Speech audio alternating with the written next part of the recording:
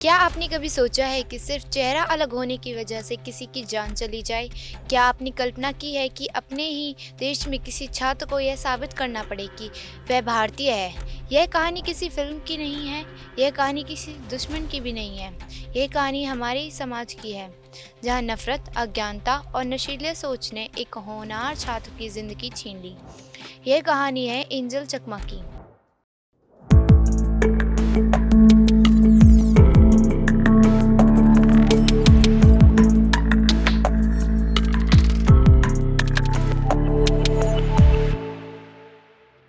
Angel चकमा त्रिपुरा के रहने वाले 24 वर्षीय एमबीए छात्र थे।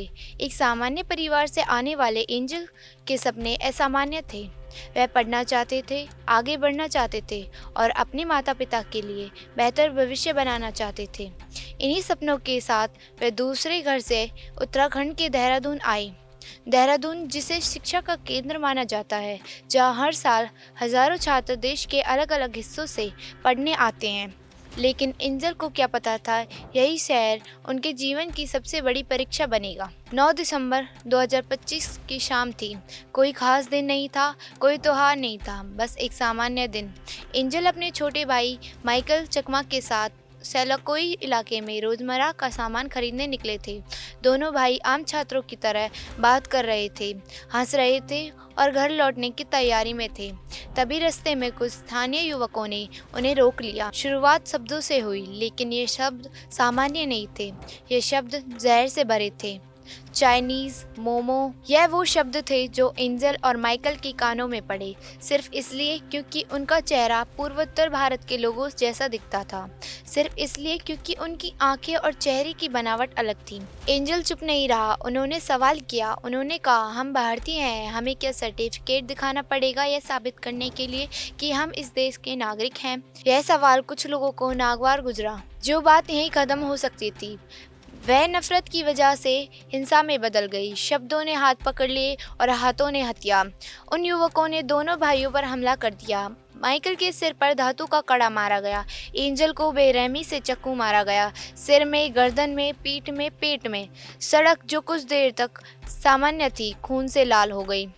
लोग थे लेकिन खामोश, भीड़ थे लेकिन इंसानियत गायब। एंजल को गंभीर हालत में अस्पताल ले जाया गया।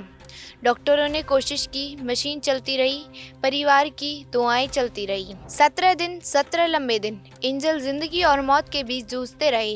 हर दिन उम्मीद थी कि शायद आज हालत सुधरे, शायद आज एंजल की आंखें खुले।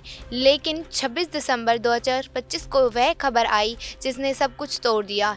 एंजल चकमा अब इस दुनिया में नहीं रहे। एंजल की मौत सिर्फ एक व्यक्ति की मौत नहीं थी, यह हमारे समाज के चेहरे पर एक तमाचा था, जो आज भी भारत के पूर्वोत्तर हिस्सों के लोगों को शक की नज़र से देखती है। यह घटना बताती है कि नशीले भेदभाव सिर्फ मजाक या टिप्पणी नहीं होता, यह धीरे धीरे हिंसा बन जाता है और अंत में जान ले लेता है। एंजल की मौत के बाद देश भर में आक्रोश फैल गया। गिरफ्तारियां हुई, बयान आए, नेताओं ने दुख जताया। लेकिन सवाल यही है, क्या ये काफ़ी है? क्या किसी को जान जाने के बाद भी हमारी संवेदना जागती है और फिर कुछ दिन बाद हम सब भूल जाते हैं? सोचिए, अगर एंजल चुप रहते तो शायद आज वो जिंदा होते। लेकिन क्या चुप रहना समाधान है? क्या गलत के खिलाफ आवाज़ उठाना अपराध है? क्या एक छात्र का सवाल पूछना इतना बड़ा गुनाह था कि उसकी सज़ा मौत बन जाए? एंजल चकमा की कहानी हमें मजबूर करती है सोचने पर। यह हमें आईना दिखाती है कि हम किस समाज में जी रहे हैं, जहाँ रंग, चेहरा और पहचान इंसानियत से ऊपर हो जाती है, जहाँ शिक्षा के शहर में भी नफरत जिंदा है, जहाँ एक छात्र सुरक्षित नहीं है। एंजल चकमा की मौत सिर्फ एक खबर नहीं, यह एक चेतावनी है। आज सवाल हम सबसे है, अगर अगला शिकार कोई और हुआ, क्या हम सब चुप रहेंगे? क्या किसी का चेहरा उसकी पहचान तय करेगा? और सबसे बड़ा सवाल, क्या इंसानियत अभी जिंदा है? अब वक्त है सोचने का, सवाल करने का और बदलने का। धन्यवाद।